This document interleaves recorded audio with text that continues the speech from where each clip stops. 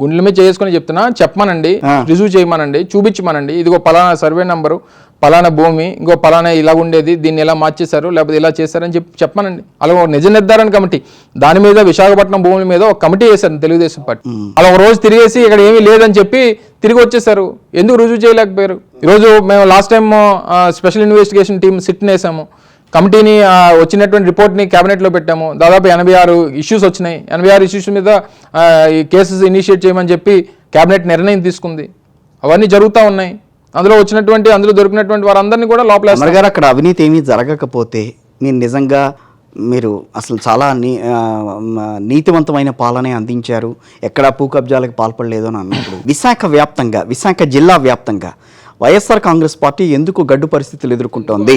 ఎక్కడ వచ్చింది గడ్డు పరిస్థితులు వచ్చాయని చెప్పేవారు. మేము 2019లో మేము వచ్చినటువంటి ఫలితాల తర్వాత అనేక ఎన్నికలకు వెళ్ళాం. మీరు రాజధాని అంశాన్ని తీసుకురావడం కూడా దాంట్లో ఒక జీవీఎంసీ ఎలక్షన్స్ కి వెళ్ళాం, జెడ్పీటీసీ ఎలక్షన్స్ కి వెళ్ళాం. ఇవన్నీ ప్రజల్లో రిఫరెండమే కదా. సో ఇవన్నీ వచ్చినాయి కదా కొలమానం. రేపు ఎన్నికలకు వెళ్తున్నాం కదా. ఇవన్నీ మీరు నేను మాట్లాడుకున్న దగ్గర నుంచి ఇంకొక 55 రోజుల్లో ఎలక్షన్స్ ఉన్నాయి. అవును, లెట్ ఇట్ బి రెఫరెండం. అది మనం అనేక సందర్భాల్లో చెప్పాం. ఇప్పుడు కూడా సర్వేలో చెప్తోంది ఏంటంటే విశాఖ కాకుండా శ్రీకాకుళం, విజయనగరం జిల్లాలో వైఎస్ఆర్ కాంగ్రెస్ పార్టీ కనిపించినంత ప్రభావం ఇందాక మీకు తూర్పుగోదావరి జిల్లాలో కనిపించదు అని అంటున్నారు. ఇందాక కూడా ఒకటి చెప్పా, విశాఖపట్నం కాస్మోపాలిటన్ కల్చర్ ఉన్నటువంటి సిటీలో 4-5 కాన్స్టిట్యున్సీస్ ఉన్నాయి, అర్బన్ అటాచ్ కాన్స్టిట్యున్సీస్. లేదా మా beneficiaries when compared with rural, మా ప్రభుత్వం వల్ల లబ్ధి పొందినటువంటి వారు కాస్త తక్కువ ఉన్నటువంటి పరిస్థితుల్లో అర్బన్ ఏరియాస్లో ఉండొచ్చు. దానివల్ల మీకు అలా కనిపించవచ్చేమో కానీ వెన్ కంపేర్డ్ టు రూరల్లో 85 to 90% బెనిఫిషరీస్ ప్రతి కుటుంబంలో ఉన్నప్పుడు అర్బన్కి వచ్చేసరికి అది ప్రాబ్లీ 70-75% ఉండొచ్చు. సో దానివల్ల అది మీకు అలా కనిపించవచ్చు. లేకపోతే మనం అనుకున్నటువంటి ఇందాక మీడియా ఎఫెక్టో, సోషల్ మీడియా ఎఫెక్టో, ఇతర ఇంపాక్ట్ అనేటువంటివి టౌన్స్ మీద ప్రాబబ్లీ ఒక్క విశాఖపట్నమే కాదు, హెడ్ క్వార్టర్స్ అనేటువంటివి ఏవైతే ఉన్నాయో రాష్ట్రంలో ఉన్నటువంటి విజయవాడ కానివ్వండి, గుంటూరు కానివ్వండి, తిరుపతి కానివ్వండి, లేకపోతే రాజమండ్రి, ఇటువంటి హెడ్ క్వార్టర్స్ ఏవైతే ఉన్నాయో జనరల్గా వీటి మీద ఏదైనా ఆ రకమైనటువంటి టాక్ ఉండుండొచ్చు. కానీ ఫలితాలు మాత్రం గతంలో ఏదైతే 2019లో వచ్చాయో వాటికి మించి ఉంటాయనేటువంటిది మాత్రం డెఫినెట్గా మాకు ప్రజల్లో మేము ఇంటింటికి వెళ్ళి తిరుగుతున్నప్పుడు వారితో మేము మాట్లాడుతున్నప్పుడు మాకు అర్థమవుతా ఉంది. మీరు చెప్పుకున్నట్టుగా అంటే నేను ఒక మాట అంట, వైఎస్ జగన్మోహన్ రెడ్డి గారు ముఖ్యమంత్రి గారికి మీరు అత్యంత సన్నిహితులు, అవునా? అవునని చెప్తా. అంతేనా? అవునని చెప్తారు కదా. సో కాబట్టి మీకు పరిశ్రమల శాఖ, ఐటీ మీ చేతిలో పెట్టారు. సో ఇప్పుడున్న పరిస్థితుల్లో వైజాగ్ని మీరు రాజధానిగా ఇప్పటికీ ప్రొజెక్ట్ చేసుకుంటూ వస్తున్నారు. ఎందుకు వైజాగ్ చుట్టుపక్కల ఉన్న ప్రాంతాలన్నీ కూడా మీకు అనుకూలంగా ఉండాలనే ఉద్దేశంతో. బట్ అది బూమరాంగ్ అవుతుందేమో ఈ రోజుల్లో. ఇప్పుడు విశాఖపట్నం ఒక రాజకీయ పరమైనటువంటి అంశంగా దయచేసి చూడొద్దు. ఈరోజు రాష్ట్రంలో ఉమ్మడి రాష్ట్రం కలిసి ఉన్నప్పుడు 2014కి రాష్ట్రంలో హైదరాబాద్ తర్వాత అంత పేరున్నటువంటి నగరం కానీ, లేదా హైదరాబాద్ లాంటి నగరాలతో పోటీ పడేటువంటి శక్తి ఉన్నటువంటి నగరం కానీ బహుశా నాకు తెలిసి అప్పుడు ఉమ్మడి రాష్ట్రంలో కూడా హైదరాబాద్ తర్వాత విశాఖపట్నం. అమరావతిని ఏదో రకంగా పక్కన పెట్టాలని వైజాగ్ని మీరు ప్రొజెక్ట్ చేశారు. ఎందుకు జస్టిఫికేషన్ ఉంది కదా. మీరు అమరావతికి చెప్పేటువంటి జస్టిఫికేషన్కి, నేను విశాఖపట్నంకి చెప్పేటువంటి జస్టిఫికేషన్కి ఏదైనా తేడా చెప్పమనండి. సో ఆ డిఫరెన్స్ నేను చూపిస్తా, నేను చెప్పగలుగుతా. అమరావతికి ఏం జస్టిఫై చేస్తారు? అన్ని భవనాలు కట్టారు వాళ్ళు మాట్లాడుతుంది అదే. మనం చూసినవేనండి. ఈ బాత్రూమ్ లో మీరు స్నానం చేస్తుంటే పక్క బాత్రూమ్ లో స్నానం చేసినట్టు సౌండ్ వినిపిస్తుంటది అండి. అందులో అంత అంటే మేము వాడుతున్నాం కదా. ఆయన కట్టినటువంటి అంటే ఇంకోటి చెప్పట్లేదు, లేకపోతే ఆ సౌండ్లు కూడా వినిపిస్తాయి. అంటే కనీసం గోడ కూడా కట్లా, కనీసం ఏమంటారు కార్డ్బోర్డ్ షీట్స్ లాంటివో, లేకపోతే ఆ ప్లాస్టర్ ఆఫ్ ప్యారిస్ షీట్స్ మధ్యలో పెట్టేసి రూములు కట్టేసి ఒక్క అడుగుకి 15,000 రూపాయలు ఛార్జ్ చేసి కొట్టేసేటువంటి ప్రయత్నాలు చేసినటువంటి కొట్టేశారా లేదా అనేది ఇప్పుడు చేశారు కాబట్టి దీనికి జరిగింది. సో నేను when it comes to capital అనేటువంటి దానికి ఎవరినన్నా మీలాంటి మీరు జర్నలిస్టు, మీరు సొసైటీని చాలా దగ్గర నుంచి చూస్తుంటారు, లేకపోతే వ్యవస్థలను చూస్తున్నటువంటి క్రమంలో మినిమం శివరామకృష్ణ కమిటీ రిపోర్ట్ ఇచ్చింది. రాష్ట్రంలో కొత్తగా ఏర్పడినటువంటి రాష్ట్రంలో Visakhapatnam is the most preferable capital city అనేటువంటి చెప్పింది.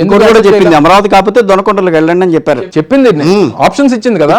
అది కూడా దాంట్లో మీరు ఎప్పుడన్నా చూడండి, గ్రీన్ ఫీల్డ్ క్యాపిటల్స్ సక్సెస్ అయినటువంటిది ఒక్కడ చూపించండి దేశంలో, ప్రపంచంలో. ఇప్పుడు ఎక్కడన్నా ఇప్పుడు రాష్ట్రం ఇదే ఎన్డీఏతో ఇప్పుడు కలవబోతున్నటువంటి చంద్రబాబు నాయుడు ఇదే ఎన్డీఏకి కన్వీనర్ గా పనిచేశాడు 2001లో. అంటే 99 నుంచి డిసైడ్ చేశారు ఎన్డీఏతో కలవబోతున్నారు. 100% ఇంకా మళ్ళీ అందులో మొహమ్మటమే ఉందిలేండి. ఏం లేదా?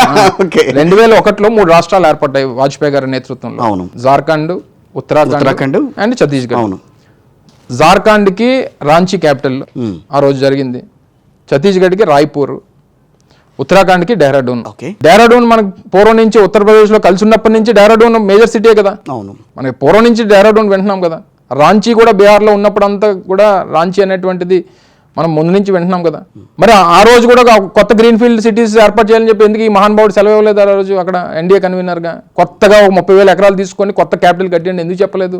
మరి ఆ రోజు ఎందుకు అప్పటికే డెవలప్ అయినటువంటి సిటీస్ని ఆ రోజు ఎందుకు పెట్టారు రాజధానులుగా? మీ చేతిలో తీసుకున్న తర్వాత వైజాగ్ ఎంతవరకు అభివృద్ధి చేశారు? వెళ్ళి చూడండి, గతంలో ప్రభుత్వం చేసినటువంటి దానికల్గా మీరు చెప్పగలరా? అనేక రకాలుగా టూరిజం ఆస్పెక్ట్ లో కానీ, లేదా పరిశ్రమల ఆస్పెక్ట్ లో కానీ, లేదా ఇన్ఫ్రాస్ట్రక్చర్ డెవలప్మెంట్ సంబంధించినటువంటి దాంట్లో కానీ, కోవిడ్ లాంటి కష్టకాలంలో ఫైనాన్షియల్ సిచ్యువేషన్స్ ఉన్నప్పటికీ ఓన్లీ విశాఖపట్నం సిటీ మీద 3,000 కోట్ల రూపాయలు ఖర్చు పెట్టి అభివృద్ధి కార్యక్రమాలు చేశాం. ఈ రోజు భోగాపురం ఇంటర్నేషనల్ ఎయిర్పోర్ట్ ని దాన్ని కనెక్ట్ చేసేటువంటి దానికి ఈ రోజు దాదాపు 6,500 కోట్ల రూపాయలు ఖర్చు పెట్టి ఓ బీచ్ కారిడార్ ని అభివృద్ధి చేసేటువంటి కార్యక్రమాన్ని చేస్తా ఉన్నాం. ఈ రోజు అదానీ డేటా సెంటర్ లాంటిది తీసుకుని వచ్చి ఈ రోజు పునాదులు వేసి రేపు దగ్గర 30,000 కోట్ల రూపాయలు పెట్టుబడులు తీసుకొని వచ్చి ఒక 50,000 మందికి ఉద్యోగ అవకాశాలు కల్పించారు. పక్కనే ఇన్ఫోసిస్ ఎలా వచ్చింది? ఇనార్బిట్ మాల్ ఈ రోజు హైదరాబాద్ లో ఒక ప్రముఖమైనటువంటి ఇనార్బిట్ మాల్. అంటే మేజర్ సిటీస్ నే అవి అట్రాక్ట్ చేస్తాయి. అమరావతిలో పెట్టొచ్చు కదా ఇనార్బిట్ మాల్ వెళ్ళి. ఆ గ్రూప్ ఎందుకు పెట్టలేదు? ఏముంటదండి, ఇప్పుడు ఉదాహరణకి పుత్రజయ అనేటువంటిది మలేషియాలో ఉంది. ఓకే. మలేషియాలో పుత్రజయ అనేటువంటిది అంటే ట్రెడిషనల్ గా మలేషియాలో ఎథనిక్ చైనీస్ ఎక్కువ ఉంటారు. మలేషియా కోర్ క్యాపిటల్ కోలాలంపూర్ లో. వాళ్ళు ఏమన్నారంటే ఎక్కువ మన పేరుకి ఇది రాజధానిగా ఉంది తప్ప ఇక్కడ చైనీస్ డామినేషన్ ఎక్కువగా ఉంది, మనం కొత్తగా ఒక రాజధాని కట్టుకుందాం అని చెప్పి వాళ్ళు పుత్రజయాన్ని పెట్టుకున్నారు. పుత్రజయాన్ని పెట్టేటువంటి దానికి పెట్రోనాస్ అనేటువంటి కంపెనీ, మీకు ఆయిల్ కంపెనీ మీకు ఐడియా ఉంటుంది కదా. పెట్రోనాస్ కంపెనీ దీని మీద ఒక ప్రైవేట్ పార్టీ వచ్చి మనం ట్రెడిషనల్ మలైస్ అంటే మలేషియన్ పీపుల్ మనం ఉన్నాం కాబట్టి మనం చైనీస్ వాళ్ళ దగ్గర ఎందుకు ఉండడం, మనం ఒక సపరేట్ గా చేసుకుందాం అని చెప్పి వాళ్ళు వచ్చి ప్రైవేట్ వాళ్ళు పెట్టుబడి పెట్టి పుత్రజయాన్ని అభివృద్ధి చేయాలనేటువంటి ప్రయత్నం సేమ్ యాజ్ టీజ్ గా అమరావతి లాగా చేస్తే దగ్గర 10-30 ఏళ్ళ నుంచి ప్రయత్నం చేస్తున్నారు. ఇప్పటికీ అది ఫెయిల్యూర్ క్యాపిటల్. అలా మీరు నేను ఇది ఒక ఉదాహరణకు చెప్తున్నాను నేను. సో ఏది కూడా ఒక నగరం అనేటువంటిది నిర్మాణం ఒక ప్రభుత్వం వల్ల జరగదు. ఒక నగరం నిర్మాణం అక్కడ ఉన్నటువంటి ప్రజల వల్ల, అక్కడ ఉన్నటువంటి వ్యవస్థల వల్ల, అక్కడ ఉన్నటువంటి పారిశ్రామికవేత్తల వల్ల, అక్కడ ఉన్నటువంటి సామాజిక సమీకరణల వల్ల, వీటి వల్ల ఒక నగరాల్లో అనేటువంటి హైదరాబాద్ తక్కువ కాలం పట్టిందో చెప్పండి. 56లో మనకి కొత్త భాష వైజాగ్ని ఒక రాజధానిగా డెవలప్ చెయ్యాలి అన్న కృతనిశ్చయంతో ఉన్న వైఎస్ఆర్ కాంగ్రెస్ పార్టీ ప్రభుత్వం సో మొన్న మధ్యన అమరావతి వ్యవహారం మాట్లాడుతూ కొంత మాట్లాడారు. ఆ తర్వాత హైదరాబాద్ని క్యాపిటల్గా మళ్ళీ కంటిన్యూ చేయాలని చెప్పి మీ దాని మీద పార్టీ క్లారిటీ ఇచ్చింది. అంటే వారు మాట్లాడుతూ చెప్పింది ఏంటంటే అనేక ఇష్యూస్లో ఉమ్మడి రాజధాని 10 సంవత్సరాలుగా ఉంది హైదరాబాద్, దాన్ని విడిచిపెట్టి వచ్చేసారు. దాంతోపాటు పోలవరం సంబంధించి కానీ ఇతర కొన్ని 100 ఇష్యూస్ ఉన్నాయండి. ఇంకా విభజన చట్టంలో ఉన్నటువంటి ఇష్యూస్ అవన్నీ ఏవి కూడా సార్ట్అవుట్ అవ్వలేదు.